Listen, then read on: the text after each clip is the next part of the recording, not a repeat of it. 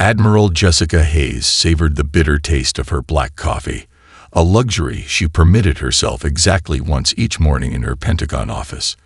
The digital clock on her desk read 7:47 EST, 13 minutes until the daily briefing that had occupied the same slot in her schedule for the past 15 years. The coffee cup froze halfway to her lips as the morning sunlight filtering through her window suddenly shifted from golden to deep purple. Her first thought wasn't of aliens or invasion, or even danger. It was of the Prometheus Initiative's accuracy. They'd predicted first contact would occur within a 3-month window. They were off by only 4 days. The room's screens flickered to life without prompting. Her phone buzzed. Even her smartwatch displayed the same message, broadcasting in every human language simultaneously. People of Earth. The Galactic hegemony claims this system as part of its divine mandate. You have 30 standard days to submit to our authority and integrate into our enlightened civilization. Resistance will result in planetary sterilization. This is the only warning you will receive. The message repeated once, then silence. Through her window, Hayes could see the crystalline ships, massive structures that turned sunlight into kaleidoscope patterns across the sky. The largest one, positioned above Washington, D.C., was easily 20 miles long. Her phone erupted with calls. The Joint Chiefs, the President, NATO Command, everyone demanding answers, direction, reassurance. Hayes ignored them all. Instead, she reached for the red phone that had sat unused on her desk for 15 years. The quantum encrypted line connected directly to every major military installation on and off Earth. "Execute Protocol Omega," she said clearly. They took the bait. The response was immediate. Deep beneath the world's surface, machinery that had been quietly waiting sprang to life. In hidden lunar bases, pilots who had trained their entire lives for this moment rushed to their ships. And in secure bunkers across the globe, the world's most advanced AI systems began their analysis of the alien vessels. Hayes stood, straightening her uniform. The hegemony had made 3 critical mistakes. First, they'd given Earth time to prepare. 30 days was an eternity for humanity's military-industrial complex. Second, they'd revealed their ships, allowing Earth's defense systems to begin immediate analysis. But their third mistake was the most serious. They'd assumed humanity wasn't ready for them. The truth was, humanity had been preparing for this moment since the first mysterious signals were detected 15 years ago. The Prometheus Initiative, named after the mythological figure who gave fire to humanity, was humanity's insurance policy against hostile first contact. Every major military power had contributed their best minds and resources, creating a defense network that encompassed Earth and reached beyond the solar system. Admiral Hayes, her eye assistant's voice was calm. Initial analysis of alien vessel composition is complete. Their crystalline structure matches our predictions. Vulnerability points are exactly where we anticipated. Hayes allowed herself a small smile. Begin distributed data transfer to all Ghost Fleet commanders. And sent my compliments to Dr. Thompson in materials science. His crystal analysis models were spot on. The purple light outside intensified as more ships arrived, their massive forms blotting out portions of the sky. They were trying to intimidate Earth with a show of force. Instead, they were giving Earth's defense systems more targets to analyze. Her secure tablet displayed updates from around the world. Chinese super factories going into lockdown. Russian aerospace facilities initiating deep winter protocols. European quantum computing networks beginning their decryption algorithms. Every piece moving exactly as planned. Hayes finished her coffee and set the cup down. In the distance, she could hear the first sirens beginning to wail. The coordinated panic response designed to convince the aliens that Earth was terrified and unprepared. "Time to go to work," she murmured, gathering her essential materials. As she headed for the elevator that would take her to the secure command center below the Pentagon, she allowed herself one more smile. The hegemony had no idea what they'd just started. but they were about to find out. Colonel James "Mad Dog" Martinez stood at the reinforced observation window, watching the awakening of humanity's war machine. A mile beneath the granite heart of Mount Cheyenne, the largest automated factory complex ever built was roaring to life. The sound vibrated through his boots, a deep thrumming that reminded him of a sleeping giant opening its eyes. "Status report," he barked, though his eyes never left the factory floor below. The massive space, carved out during the Cold War and expanded in secret for 15 years, stretched for nearly 2 miles in every direction. Lieutenant Sarah Foster, his systems coordinator, responded immediately. "All production lines are green, sir. Nanofabrication units 1 through 50 are at 97% efficiency. The new quantum alloy forges are running hot, just like we practiced." Below them, robotic assemblers danced in perfect synchronization. Each machine, guided by advanced AI systems, constructed weapons that had only existed in theoretical papers until now. Phase-shifted railguns, quantum disruption torpedoes, and microscale drone swarms took shape with terrifying efficiency. "Time to first deployment," Martins asked, finally turning from the window. The command center hummed with activity, dozens of technicians and officers monitoring the intricate ballet of machinery below. 16 hours for the first wave, sir. We're actually ahead of schedule. The simulation runs paid off. Foster's fingers flew across her haptic interface, adjusting production parameters in real time. The Chinese facility is reporting similar numbers. Russians are slightly behind, but making up time. Martinez nodded, allowing himself a grim smile. Above ground, Earth's major cities were executing their carefully choreographed evacuation plans. Millions of civilians moved into underground shelters, their panic real but controlled. The aliens would see exactly what they expected: a primitive species scrambling in fear. They wouldn't see this. "Colonel," a young technician called out. "Sir, we're getting weird readings from production line 37. Martinez was there in 3 quick strides. "Show me." The display showed a microscopic flaw in the quantum alloy matrix of a weapon housing. In any other circumstance, it would be insignificant. But these weapons would be fighting an enemy whose technology manipulated the fabric of space-time itself. Even the smallest imperfection could be catastrophic. "Shut down the line," Martinez ordered. "Full diagnostic. Better to lose an hour than risk a failure in the field." He'd earned his nickname Mad Dog, not from recklessness, but from his obsessive attention to detail. In this war, perfection wasn't just a goal, it was survival. "Is comm unit chimed?" "Martinez here." "Colonel." Admiral Hayes's voice was clear despite being transmitted through a mile of rock. "How are we looking?" "On schedule, ma'am. First wave will be ready for transport to lunar staging in 16 hours. We had a small KA issue, but it's being handled." "Good. Our friends upstairs just started scanning for electromagnetic signatures. They're looking in all the wrong places." Martinez watched as production line 37 went dark for its diagnostic cycle. That's what happens when you assume your enemy is primitive. They're looking for radio waves and nuclear signatures. They don't know about the zero-point energy shielding or the quantum dampeners. "Keep it that way, Colonel." Hayes out. Martinez returned to the observation window. New production lines were spinning up every few minutes, each dedicated to a specific component of Earth's defense strategy. In similar facilities around the world, the same scene was playing out. Humanity had spent 15 years preparing for this moment, hiding their true technological capabilities behind a facade of primitive space programs and clumsy satellites. "Sir," Foster called out. "Line 37 diagnostics complete." It was a crystalline alignment issue, already corrected and back in production. Martinez nodded. Below, the automated factory continued its work, building weapons that would make the scientists of the Manhattan Project stare in awe. The aliens had given Earth 30 days to submit. Instead, they'd given humanity's military-industrial complex exactly what it needed: a deadline. "Status update to all stations," he ordered. Operation Underground proceeding as planned. Keep to the timetable. We're not just building weapons down here, people.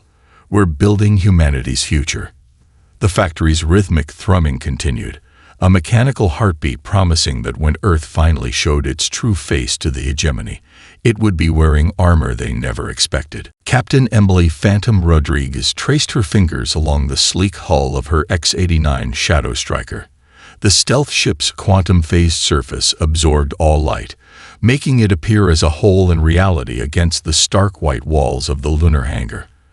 After 15 years of secret development and training, these vessels were about to prove their worth. Pre-flight checks complete, Captain. Her co-pilot ARIA reported. Hybrid drive signature is nominal. Dimensional phase shifters are primed. Rodriguez slipped into the cockpit with practiced ease. Around her, in the vast underground hangar carved beneath the moon's Shackleton crater, hundreds of other pilots were doing the same. Each Shadow Striker represented the pinnacle of human engineering, ships that could literally slit between dimensions, becoming ghost-like at will. Ghost Fleet, this is Phantom Lead. She broadcast on their quantum-encrypted channel. Sound off by squadrons. One by one, her squadron leaders responded. Each voice calm, professional, hiding the excitement she knew they all felt. They were the best pilots humanity had ever produced, trained since childhood for this exact moment. Command, this is Phantom Lead. Ghost Fleet reports ready for Operation Spectre. Admiral Hayes's voice came through clear on the private channel. You have green light, Captain. Show our visitors why we named you Phantom. Rodriguez initiated launch sequence. The hangar's massive doors began their silent opening sequence above them, revealing the star-filled lunar sky. More importantly, revealing the massive crystalline ships of the Hegemony Fleet, still hovering in Earth orbit, completely unaware of what lurked beneath the moon's surface.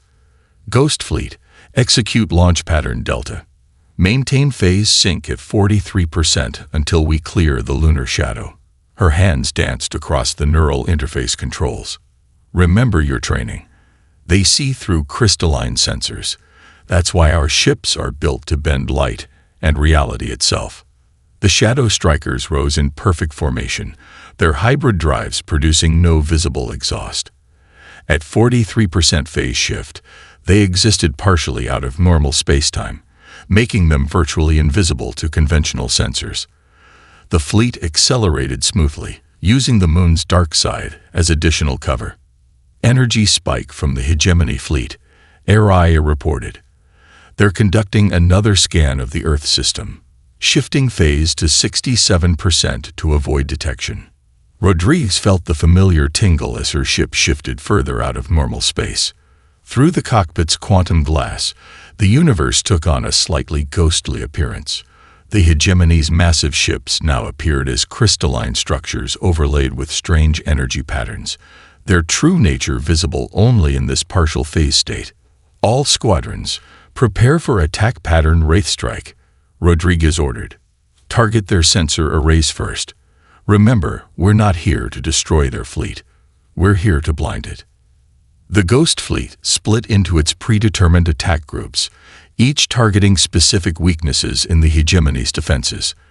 Their ship's hybrid drives allowed them to approach from angles that should have been physically impossible, exploiting gaps in the aliens' three-dimensional defense grid. Phantom Lead.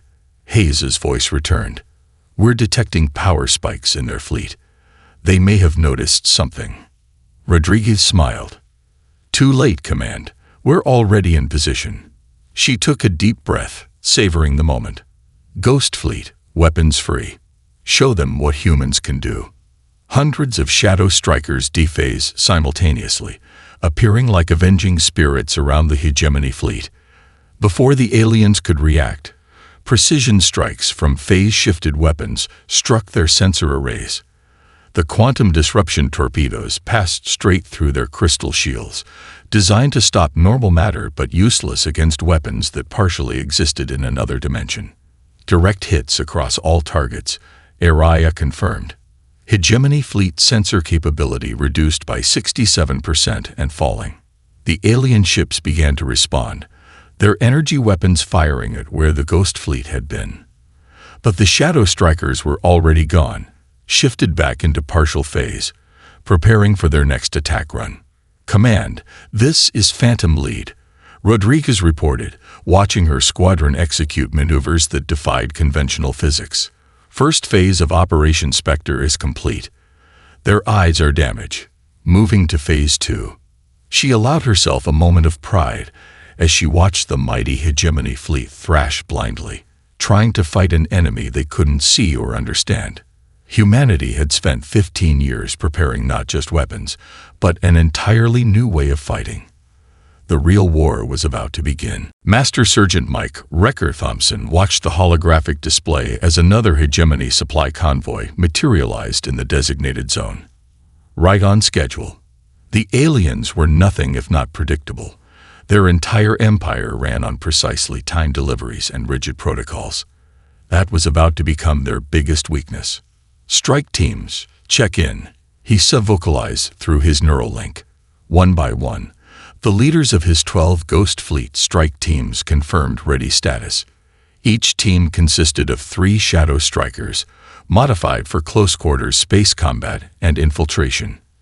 "Remember," Thompson broadcast, "these supply ships aren't just carrying resources. They're carrying the crystalline fuel cells that power their entire fleet.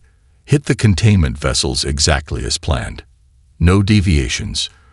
From his command ship's hiding spot behind a cluster of captured asteroids, Thompson could see the convoy clearly. 6 massive haulers, their crystalline structures pulsing with energy, escorted by only 2 patrol vessels. The Hegemony had never needed heavy escorts for supply runs before. No species had ever dared attack their logistics. "Strike Team Alpha, you have execution authority," Thompson ordered. "Begin Operation Stranglehold." 3 Shadow Strikers phased into existence directly above the lead hauler. Their modified weapons fired specialized quantum charges, not to destroy, but to disrupt the crystalline structure of the ship's hulls. Precise cracks appeared, spreading like spiderwebs across the alien vessels. "Breach points confirmed," reported Alpha Lead. "Inserting boarding teams." Thompson watched as space-suited figures emerged from the Shadow Strikers, using the artificial fracture lines as entry points. Each boarding team carried specially designed weapons that could interface with and disable the aliens' crystalline technology. The escort ships finally noticed something was wrong, but their responses were sluggish. The Ghost Fleet's earlier attacks on their sensor arrays were paying off. The entire Hegemony fleet was still half-blind. "All teams, execute simultaneous breaches," Thompson commanded. The remaining strike teams appeared around the other haulers, repeating Alpha Team's precise assault pattern. Within minutes, all 6 supply ships were compromised. "Sir," his tactical officer called out, "large energy spike from the nearest Hegemony battle group. They're responding faster than anticipated." Thompson smiled grimly. "Right on schedule. Execute Phase 2. As the Hegemony battle group approached, the boarding teams completed their real mission. Instead of destroying or stealing the supplies, they modified the crystalline fuel cells' resonance frequencies. When these cells were distributed to the Hegemony's combat ships, they would create cascading failures throughout their power systems. "All teams report mission complete," his command AI announced. "Minimal casualties. Enemy crews successfully contained." "Release the crews to their escape pods," Thompson ordered. "Let them report back exactly what we want the Hegemony to hear." The strike teams withdrew as quickly as they had appeared, leaving behind secured alien crews and subtly sabotaged cargo. The approaching battle group would find the convoy mostly intact, the cargo apparently untouched. They would assume this was just a failed raid by primitive humans. "Command, this is Wrecker Actual," Thompson reported to the operational headquarters. "Operation Stranglehold Phase 1 complete. 36 hours until the modified fuel cells enter their distribution network." Admiral Hayes's voice came through clearly. "Good work, Sergeant. The Hegemony's already spinning this as a failed attack on their supply lines. Their propaganda is calling it proof of humanity's incompetence. Thompson watched as his teams regrouped behind the asteroid cluster, preparing for their next target. They still think we're fighting a conventional war. They haven't figured out that their entire logistics network is already compromised. Keep it that way, Hayes ordered. You have authorization to proceed with Phase 2. Target their secondary supply routes. As his strike teams prepared for their next assault, Thompson reflected on the irony. The hegemony had conquered 1,000 worlds through superior technology and overwhelming force, but they had never faced an enemy that understood the art of asymmetric warfare, never faced a species that had spent centuries perfecting the art of bringing down larger, more powerful opponents. All teams, prepare for Phase 2, he ordered. Let's show them why they should have studied Earth's military history before starting this fight. The Ghost Fleet strike teams vanished back into the void, leaving behind no trace of their presence, just the first seeds of the hegemony's destruction, planted in their own supply lines. Lieutenant Commander Jack Wilson stood motionless in No Raid's quantum computing core, surrounded by holographic displays showing ADIN's neural pathways. The Artificial Defense Intelligence Network wasn't just analyzing the hegemony's battle tactics. It was evolving, learning, becoming something entirely new with each passing second. Sir, his chief programmer, tech specialist Amy Roberts, called out, ADN's processing patterns are. I've never seen anything like this. It's not just learning their tactics, it's predicting them, creating counters before they even execute their moves. Wilson nodded, watching the intricate dance of quantum calculations across the main display. Show me Combat Simulation Matrix Delta 7. The holographic display shifted, showing a real-time battle between hegemony forces and Earth's defense fleet. But this wasn't a recording. It was ADIN running millions of potential scenarios simultaneously, testing and refining strategies at speeds no human mind could match. They're making their third push toward the lunar defense line, Wilson observed, checking the tactical feeds. Execute Countermeasure Suite Epsilon. ADIN responded instantly. Across the Earth-Moon system, defensive positions shifted according to patterns so complex they appeared random to human observers. But Wilson could see the underlying logic.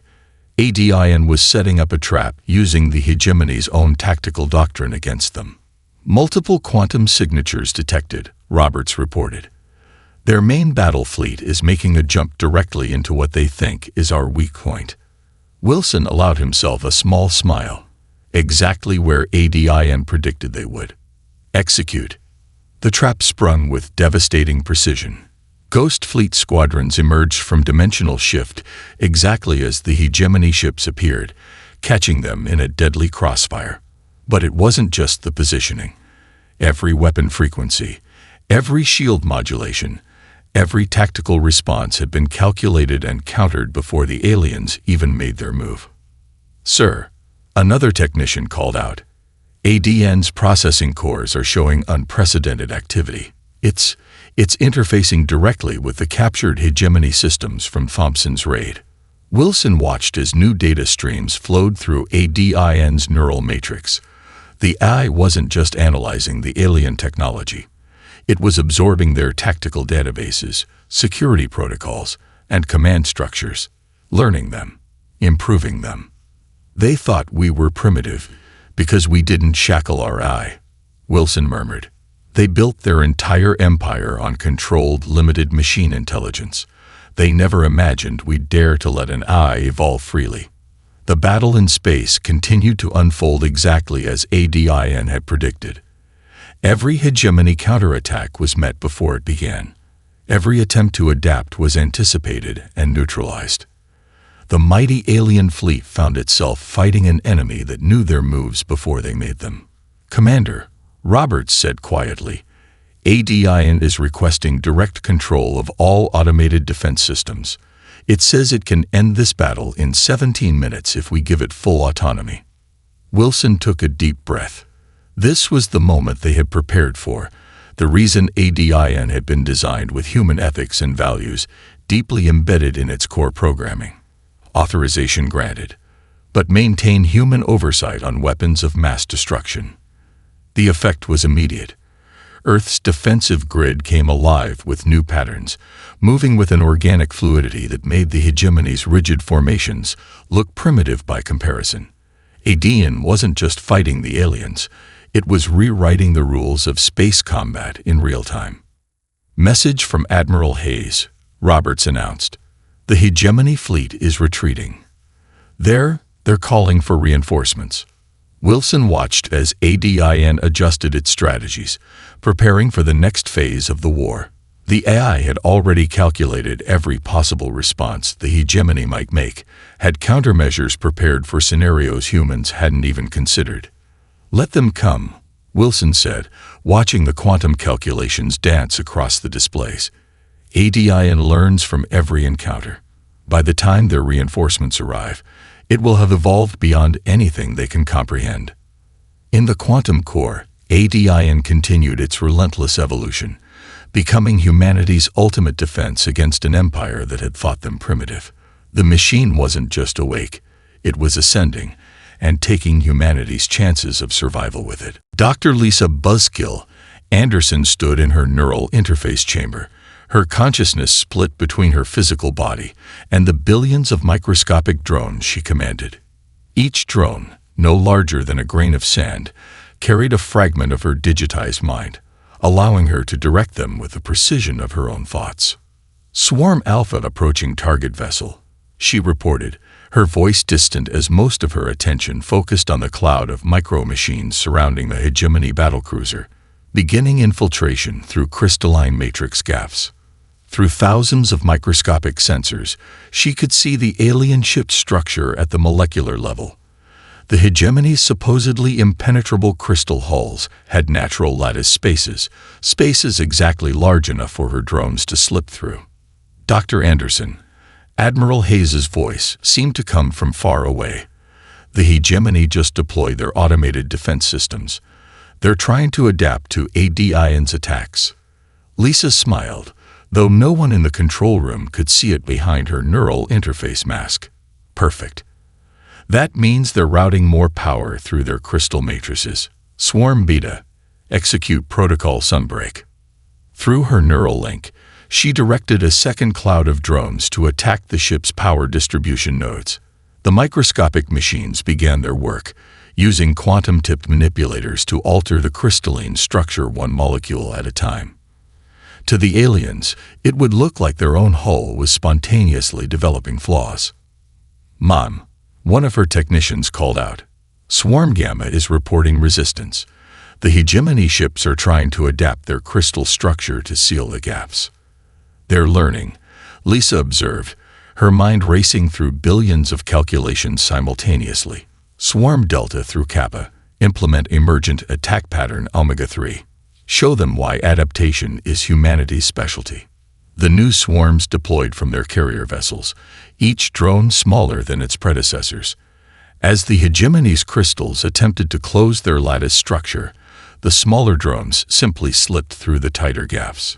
It was like trying to stop water by making a net's holes smaller. Structural integrity of target vessel at 82% and falling, her AI assistant reported. They're attempting to reinforce with energy fields. Lisa directed her awareness deeper into the alien ship's systems. That's not going to help them. You can't shield against something that's already inside your walls. All swarms, execute total conversion protocol. The drones shifted from disruption to destruction. Each microscopic machine became a precision manufacturing plant, breaking down the alien crystal structure and using the raw materials to create more of themselves. The process was exponential, each drone creating 2 more. Those 4 creating 8, 16, 32. By all the stars, someone in the control room whispered. Through the observation windows, they could see the mighty hegemony battlecruiser beginning to lose its luster. The pristine crystal surface became cloudy, then began to crumble. "Status report," Hayes demanded. "Target vessel's crystal matrix is experiencing complete structural failure," Lisa reported clinically. "My swarms have compromised their quantum communication networks. They can't even call for help." She felt a momentary pang of sympathy for the alien crew. but pushed it aside. The hegemony had threatened to sterilize Earth. They'd chosen this fight. All hands have evacuated to emergency pods, her eye confirmed. Initiating final phase. Through her neural link, Lisa watched as the battlecruiser literally dissolved, transformed into billions more microscopic drones. Where a mighty warship had been, now floated only a cloud of glittering dust. A cloud under her complete control. New swarms ready for deployment, she announced. Request permission to target the next vessel. Granted, Hayes replied. But Dr. Anderson, make sure some of them survive. We want them to report what they've seen. Lisa directed her consciousness across the swarms, preparing them for their next attack. The hegemony had called humanity's technology primitive, had dismissed their achievements as crude and simplistic. Now they would learn why sometimes the smallest things were the most devastating. All swarms, select new targets, she commanded. Show them what happens when you underestimate human ingenuity. The glittering clouds moved through space like schools of deadly fish, seeking new prey. The age of crystal ships was ending, devoured by clouds of microscopic machines, guided by a human mind that refused to accept limitations. Major David Ringbreaker Cooper watched the transmission feeds from his command center in the Pentagon's Deep Space Communications Hub. Hundreds of holographic screens showed different sectors of the hegemony empire, each displaying the same thing: chaos. The perfectly ordered crystal cities were erupting in revolution, sparked by the footage he'd been broadcasting for the past week. "Sir," Lieutenant Rebecca Chen called out, "we're receiving new transmissions from the Proxima colonies. Their resistance cells have taken control of 3 major space docks." Cooper nodded, his cybernetic eye scanning the tactical overlays. "Send them the technical specifications for the Ghost Fleet's phase drives. Show them how to modify their ship's crystal matrices to achieve the same effect." The revolution wasn't just about fighting. It was about teaching. Every subjugated species in the hegemony's empire was learning that their masters weren't invincible. More importantly, they were learning how to fight back. "Major," his AI assistant interrupted. "Incoming transmission from the Centauri Resistance. Priority 1. A new hologram materialized, showing a tall, serpentine alien Cooper recognized as Admiral Kovacs, former fleet commander turned resistance leader. "The tales you shared of Earth's guerrilla warfare tactics have proven invaluable. Major, my people have adapted your hit and fade strategies to our natural abilities. 3 more systems have declared independence in the past hour." "Excellent work, Admiral," Cooper replied. "Have your tech teams received our latest data packet on crystal matrix disruption?" "Indeed. Dr. Anderson's micro-drone technology, combined with our species' ability to squeeze through small spaces, has made us devastating infiltrators." The hegemony never saw it coming. Cooper switched his attention to another screen, where a furry, 6-limbed species was demonstrating their adaptation of human martial arts to their unique physiology. Every race in the Empire was contributing their own strengths to the revolution, creating hybrid tactics that the hegemony couldn't predict or counter. "Sir," Chen's voice was urgent. "The hegemony just tried to activate their emergency command protocols. ADN intercepted and corrupted the signal. Their entire command structure is fragmenting." Cooper allowed himself a grim smile. "Send word to all resistance cells. Execute Operation Shatterpoint. It's time to break their empire for good." Across 20,000 light-years of space, the carefully orchestrated revolution entered its final phase. Crystal cities that had stood for millennia were being reclaimed by their original inhabitants. Hegemony warships found themselves surrounded by their own former slave races, now armed with humanity's weapons and tactics. "Message from Admiral Hayes," his AI reported. "The hegemony's home fleet is abandoning their capital. They're running." "Not for long," Cooper muttered. He opened a channel to all resistance forces. "All units, this is Ringbreaker. The hegemony is in full retreat. Don't let them regroup. Use every trick humanity has taught you. Show them why diversity beats uniformity." The responses flooded in, A chorus of voices in 100 different languages, all united in purpose. Species that had been engineered to be perfect servants were turning their modifications into weapons. Races bred for physical labor were using their strength to tear down the crystal spires of their former masters. "Sir," Chen reported, "resistance forces have secured 60% of the Empire's major systems. The hegemony's remaining loyalist forces are scattered and disorganized." Cooper watched the tactical displays, seeing the Empire crumble in real time. Humanity hadn't just taught these species how to fight. They'd taught them how to be free. Each race was adapting Earth's combat doctrine to their own unique abilities, creating a fighting force more diverse and adaptable than anything the hegemony had ever faced. "Major," Hayes's voice cut through his thoughts, "prepare for the final phase. The hegemony's ruling council is requesting terms." Cooper looked at his tactical displays one last time, watching as the Crystal Empire shattered under the combined might of its former slaves. "Understood, Admiral." Sending the coordination data to General Morgan now. The revolution wasn't just breaking an empire. It was forging something new from its fragments. Something stronger, more diverse, and far more interesting than the hegemony's crystal perfection had ever been. General Catherine Iron Lady Morgan strode into the hegemony's crystal throne room, her boots leaving scuff marks on the immaculate floor. The symbolism wasn't lost on anyone. Humanity, marking its presence on the supposedly perfect empire. Behind her, a small delegation of both humans and newly liberated alien species followed, each representing a different aspect of the revolution that had brought down an empire. "You dare defile this sacred chamber." The hegemony's High Chancellor, a being of living crystal, vibrated with barely contained rage. "Sacred?" Morgan raised an eyebrow. "No. What's sacred is freedom. The right of every species to choose their own path. Something you forgot a long time ago." The throne room's crystalline walls reflected their images infinitely, as if the universe itself was witnessing this moment. The remaining hegemony council members sat in their geometric seats, their perfect symmetry now seeming less impressive and more rigid, a symbol of their inability to adapt. "You've destroyed 10,000 years of perfect order," another council member accused. "Perfect for whom?" Morgan countered, activating a holographic display. "Let me show you something your empire's historians conveniently forgot to record." Images filled the chamber, countless worlds, each unique, each bearing the scars of hegemony standardization. Forests of silicon trees replaced with crystal gardens, living cities transformed into geometric grids, organic diversity erased in favor of crystalline uniformity. But now, let me show you what's replacing it. The images shifted, the same worlds, but transformed.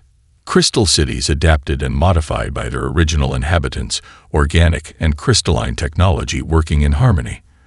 Former slave races combining their unique abilities with human innovation, creating hybrid technologies the hegemony had never imagined possible. "We're not here to destroy you," Morgan stated firmly. "We're here to help you evolve.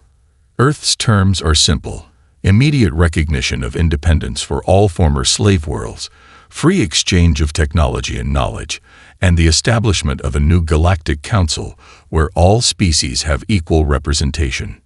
"You would destroy everything we've built," the High Chancellor protested. "No," Morgan corrected. "We're building something better. Look at your empire now. Your perfect crystal cities are being transformed into living spaces that combine your technology with organic innovation. Your rigid military doctrine has been replaced by adaptive strategies. Even your own people are beginning to question whether perfect uniformity was ever the right goal." She gestured to her diverse delegation. "Every species here has something unique to offer. The Centauri's spatial awareness combined with our phase drive technology. The Proximan's crystalline affinity enhanced by Dr. Anderson's microdrones. Even your own crystal technology, improved by allowing it to adapt and grow naturally." Morgan approached the crystal throne, her reflection multiplying infinitely in the walls. "Humanity could destroy you. Our ghost fleet controls your space. Our AIs have broken your codes. Our swarms could reduce your cities to dust. But that's not who we are. She extended her hand to the High Chancellor. Instead, we're offering you a chance to be part of something greater than empire, a true galactic community, where diversity is strength and adaptation is celebrated, not feared. The chamber fell silent. In that moment, the weight of choice hung heavy in the crystalline air. The Hegemony Council members communicated silently among themselves, their crystal forms resonating with internal light. Finally, the High Chancellor stood. You have broken our empire, shown us the flaws in our perfect system, and now offer us mercy we never extended to others. A pause. Perhaps that alone proves the wisdom of your words. Morgan allowed herself a small smile as the High Chancellor took her hand. In that gesture, 10,000 years of crystal perfection gave way to a new era of organic growth and change. Welcome, she said, to the next stage of galactic evolution. Around them, the infinite reflections in the crystal walls seemed to shift, showing not just what was, but what could be. A galaxy where perfection wasn't about uniformity, but about the harmony of differences. The war was over. The real work of building something new was about to begin.